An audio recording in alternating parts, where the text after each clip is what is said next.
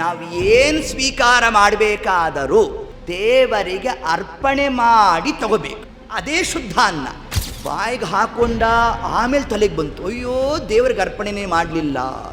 ಆಗ ನಮ್ಮ ದೇವರನ್ನಂತೆ, ನನ್ನನ್ನು ಜ್ಞಾಪಿಸ್ಕೊಂಡೆಲ್ಲ, ನಾನು ಸ್ವೀಕಾರ ಮಾಡ್ತೀನಿ ಬಿಡು ಅನ್ನು. ಅಶ್ವತ್ಥಾಮಾಚಾರ್ಯನ ಹಿಡಿದ್ರಂತೆ ಭೀಮಸೇನ ದೇವರು. ಧರ ಧರ ಧರ ಧರ ಧರ ಧರ ಅಂತ ಹೇಳ್ಕೊಂಬರ್ತಾ ಇದ್ದಾರೆ.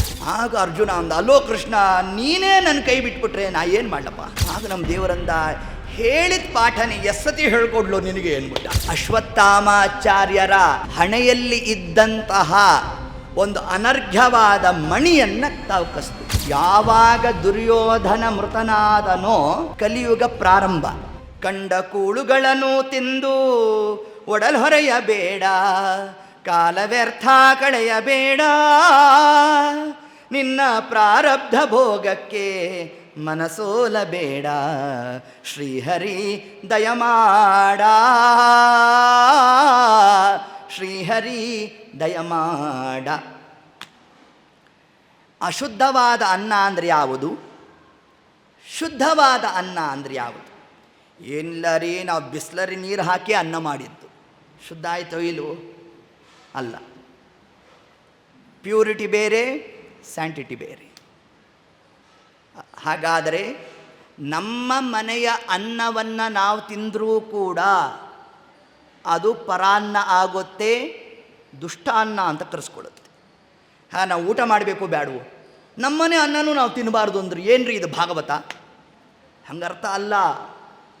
ನಾವು ಏನು ಸ್ವೀಕಾರ ಮಾಡಬೇಕಾದರೂ ದೇವರಿಗೆ ಅರ್ಪಣೆ ಮಾಡಿ ತಗೋಬೇಕು. ಅದೇ ಶುದ್ಧ ಅನ್ನ. ದೇವರಿಗೆ ಅರ್ಪಣೆ ಮಾಡಿಲ್ಲ ಅಂದರೆ ಅದೇ ದುಷ್ಟ ಅನ್ನ. ಇನ್ನೂ ಶಾಸ್ತ್ರ ಒಂದು ಮಾತು ಹೇಳುತ್ತೆ, ಒಂದು ಲೋಟ ನೀರು ಕುಡಿಬೇಕಾದರೂ ಕೃಷ್ಣಾರ್ಪಣೆ ಮಾಡಬೇಕಂತೆ.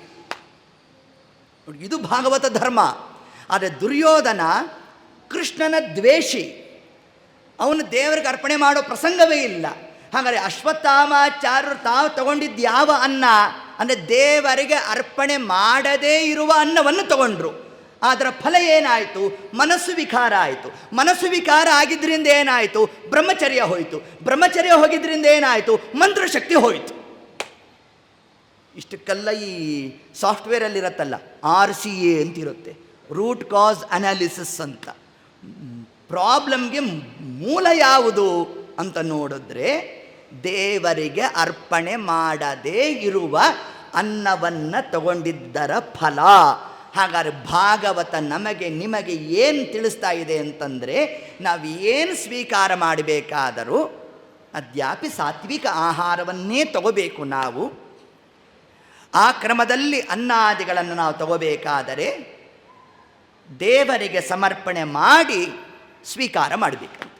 ಈ ಕೆಲವೊಂದು ಬಾರಿ ನಮಗೇನಾಗುತ್ತೆ, ಈ ಬೇಸಿಗೆ ಕಾಲ ಬೇರೆ, ಬಿಸಿಲಲ್ಲಿ ಹೋಗಿ ಎಲ್ಲೋ ಬಂದ್ವಿ, ಮನೆಗೆ ಬಂದ್ವಿ. ಅಷ್ಟು ಮನೆಗೆ ಬಂದಾಗ ಒಂದಿಷ್ಟು ದ್ರಾಕ್ಷಿನೋ ಏನೋ ಕೊಟ್ಟರು. ಕೊಟ್ಟಾಗ ಬಿಸಿಲಿನ ಬೇಗ ಬೇರೆ ನೋಡಿ ಏನು ಮಾಡಿದ, ತೊಗೊಂಡ ಬಾಯಿಗೆ ಹಾಕೊಂಬಿಟ್ಟ. ದೇವ್ರಿಗೆ ಅರ್ಪಣೆ ಮಾಡೋದು ಮರ್ತು ಹೋಯ್ತು. ಬಾಯಿಗೆ ಹಾಕೊಂಡ ಆಮೇಲೆ ತಲೆಗೆ ಬಂತು, ಅಯ್ಯೋ ದೇವ್ರಿಗೆ ಅರ್ಪಣೆನೇ ಮಾಡಲಿಲ್ಲ. ಆಗ ನಮ್ಮ ದೇವರನ್ನಂತೆ, ನನ್ನನ್ನು ಜ್ಞಾಪಿಸ್ಕೊಂಡೆಲ್ಲ, ನಾನು ಸ್ವೀಕಾರ ಮಾಡ್ತೀನಿ ಬಿಡು ಅನ್ನಂತೆ. ನೋಡ್ರಿ, ನಾವು ಬಾಯಿಗೆ ಹಾಕೊಂಡ್ರೂ ಕೂಡ ಆ ಹಣ್ಣಿನಲ್ಲಿ ಇರುವ ಸ್ವಾಖ್ಯರಸ ಏನಿದೆ ಅದು ಪರಮಾತ್ಮನಿಗೆ ಮಾತ್ರ ಮೀಸಲು. ನಾವು ಅಷ್ಟು ಚಿಂತನೆ ಮಾಡಿದ್ರೂ ಕೂಡ ಪರಮಾತ್ಮ ತಾನು ಅದನ್ನು ಸ್ವೀಕಾರ ಮಾಡ್ತಾನೆ ಅನ್ನೋದೇ ಶಬರಿ ತಾನು ರಾಮದೇವರಿಗೆ ಕೊಟ್ಟಂತಹ ಎಂಜಾಲ ಫಲಗಾಳ ಹರಿಗರ್ಪಿಸಿದ ಕಂಜಾಲೋಚನನೇ ತಾ ಬಲ್ಲಳು ಅಂತ ವಿಜಯದಾಸರು ಒಂದು ದೇವರ ನಾಮದಲ್ಲಿ ಏತದ್ದಂಶವನ್ನು ನಮಗೇನು ತಿಳಿಸಿದ್ದಾರೆ. ಹಾಗಾದರೆ ಭಾಗವತ ಗ್ರಂಥ ಅಂತಂದರೆ ಕೇವಲ ಒಂದು ಕಥಾರೂಪದಲ್ಲಿ ಹೊರಟದ್ದಲ್ಲ. ಅದರಿಂದ ನಾವು ನೀವು ಏನನ್ನು ತಿಳಿಬೇಕು? ಇವತ್ತಿನ ಕಥಾ ಪ್ರಸಂಗದಿಂದ ನಾವೇನು ತಿಳಿದಿದ್ದೇವೆ? ಏನು ಸ್ವೀಕಾರ ಮಾಡಬೇಕಾದರೂ ಮನಸ್ಸಿನಲ್ಲೇ, ಏನು ಜೋರಾಗಿ ಅನ್ನಬೇಕು, ಪಕ್ಕದವ್ರು ಕೇಳಬೇಕು ಹಾಗೇನಿಲ್ಲ. ಏನು ತಗೊಳ್ಳೋ ಕಾಲಕ್ಕೂ ಕೃಷ್ಣ ವಿಠಲ ನಿನಗರ್ಪಣೆ ಇಷ್ಟು ಮಾಡಿದ್ರೂ ಪರಮಾತ್ಮ ತಾನು ಅದನ್ನು ಸ್ವೀಕಾರ ಮಾಡ್ತಾನೆ. ಮುಂದೆ ಅದೇ ಪ್ರಸಂಗಗಳು ಬರುತ್ತೆ ನಮಗೆ. ನಾವು ಏನು ಕೊಟ್ಟರು ಪರಮಾತ್ಮ ಹೇಗೆ ಸ್ವೀಕಾರ ಮಾಡ್ತಾನೆ ಅನ್ನೋ ಪ್ರಸಂಗಗಳೇ ಪುಂಖಾನುಪುಂಖವಾಗಿ ಭಾಗವತ ಗ್ರಂಥ ತಾನು ಉಲ್ಲೇಖ ಮಾಡ್ತದೆ. ಹೀಗೆ ಏತತ್ ಕ್ರಮದಿಂದ 2 ಅಸ್ತ್ರಗಳು ಉಪಸಂಹಾರ ಆಯಿತು. ಆದಾಗ ಅಶ್ವತ್ಥಾಮಾಚಾರ್ಯನ ಹಿಡಿದ್ರಂತೆ ಭೀಮಸೇನ ದೇವರು. ಧರ ಧರ ಧರ ಧರ ಧರ ಧರ ಅಂತ ಹೇಳ್ಕೊಂಬರ್ತಾ ಇದ್ದಾರೆ. ಯಾರ ಬಳಿಗೆ? ದ್ರೌಪದಾದೇವಿ ಬಳಿಗೆ. ದ್ರೌಪದಾದೇವಿ ತಾನು ನೋಡಿದ್ಲು. ಮುಚ್ಚತಾಂ ಮುಚ್ಚತಾಂ ಏಷಃ ಬ್ರಾಹ್ಮಣಃ ಬ್ರಾಹ್ಮಣೋ ಮಮ ದೇವತಾ. ಮುಚ್ಚತಾಂ. ದ್ರೌಪದಾದೇವಿಯ ಸ್ಥಿತಿ ಏನು? ತನ್ನ ಮಕ್ಕಳನ್ನೇ ಹಿಡಿದಿದ್ದಾರೆ. ಯಾರು? ಅಶ್ವತ್ಥಾಮಾಚಾರ್ಯ. ಅವ್ರನ್ನ ಕರ್ಕೊಂಬರ್ತಾ ಇದ್ದಾರೆ. ಕರ್ಕೊಂಬರಬೇಕಾದ್ರೆ ದ್ರೌಪದಾದೇವಿ ಅಂದ್ಲಂತೆ, ಮುಚ್ಚತಾಂ ಮುಚ್ಚತಾಮೇಷ ಬ್ರಾಹ್ಮಣ. ಸ್ವಾಮಿ ಗುರುಪುತ್ರ ಇದ್ದಾನು, ಹಿಂಗೆ ಎಳ್ಕೊಂಬರಬೇಡ್ರಿ ಅಂದ್ಲಂತೆ. ಎಂತಹ ಭಾಗವತ ಧರ್ಮ! ತಾನು ಇಷ್ಟ ಆಗಿದ್ರಿ ಸಿಟ್ಟು ಮಾಡಬೇಕಾಗಿತ್ತು, ಸಿಟ್ಟು ಮಾಡಲಿಲ್ವಂತೆ ತತ್ಕಾಲಕ್ಕೆ. ಏಷ ಬ್ರಾಹ್ಮಣ. ಸ್ವಾಮಿ ಹಾಗೆ ಶಿಕ್ಷೆ ಕೊಡಬೇಡ್ರಿ ಅಂತಂತ ಇದ್ದರೆ ಭೀಮಸೇನ ದೇವರು ಅಂದರು ಅರ್ಜುನನಿಗೆ, ಅರ್ಜುನ ಏಷಃ ಆತತಾಯಿನಃ.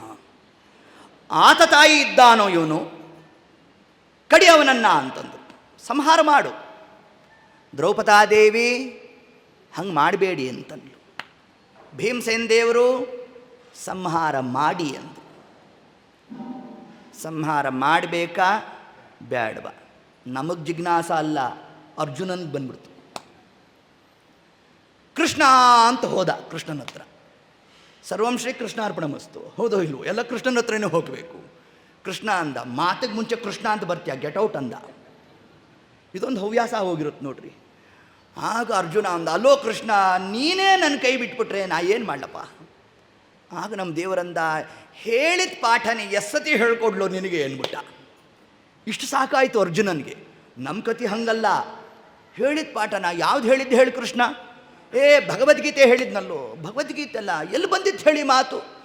ಹೌದಾ, ಇಂತಹ ಅಧ್ಯಾಯ, ಆ ಅಧ್ಯಾಯದಲ್ಲಿ ಎಷ್ಟನೇ ಶ್ಲೋಕ ಹೇಳು, ಆ ಶ್ಲೋಕನ ಇನ್ನೊಂದು ಸತಿ ಅರ್ಥ ಹೇಳಿಬಿಡು. ನೋಡಿ, ಇಷ್ಟು ಬಂದು ಬುದ್ಧಿ ನಮ್ಮದು. ಅದು ಅರ್ಜುನನ ಕ್ರಮ ಹಂಗಲ್ಲ. ಹೇಳಿದ ಪಾಠನೇ ಎಸ್ಸತಿ ಹೇಳೋ ಅಂದರೆ ಗ್ರಹಣ ಆಗ್ಬಿಡ್ತು ಅವನಿಗೆ. ಕೃಷ್ಣ ನನ್ನ ಪ್ರಶ್ನೆಗೆ ಉತ್ತರ ಸಿಕ್ಕೋಯ್ತು. ಭೀಮಸೇನ ದೇವರ ಮಾತು, ದ್ರೌಪದಾದೇವಿ ಮಾತು ಎರಡು ಒಂದೇ. ಎರಡು ಒಂದೇ ಹೇಗಾಯಿತು? ಒಬ್ಬರು ಸಂಹಾರ ಮಾಡು ಅಂತ ಇದ್ದಾರೆ, ಅವರು ಮಾಡಬೇಡ ಅಂತ ಇದ್ದಾರೆ. ಹಾಗಾದ್ರೆ ಎರಡು ಒಂದೇ ಹೇಗಾಯಿತು ಅಂತಂದರೆ ಅದಕ್ಕೆ ತಿಳಿಸ್ತಾರೆ, ಬ್ರಾಹ್ಮಣನನ್ನು ಸಂಹಾರ ಮಾಡೋದು ಅಂತಂದರೆ ಖಡ್ಗವನ್ನು ತಗೊಂಡು ಇರಿದು ಕೊಲ್ಲುವುದು ಬ್ರಾಹ್ಮಣನ ಸಂಹಾರ ಮಾಡೋ ಅರ್ಥ ಅಲ್ಲ. ಹೊರತಾಗಿ ಮುಂಡನಂ, ಯಾರು ತಪ್ಪು ಮಾಡಿದ್ದ ಅಂದರೆ ಆ ಬ್ರಾಹ್ಮಣನಿಗೆ ಎಂತಹ ಶಿಕ್ಷೆ ಕೊಡಬೇಕಂತೆ?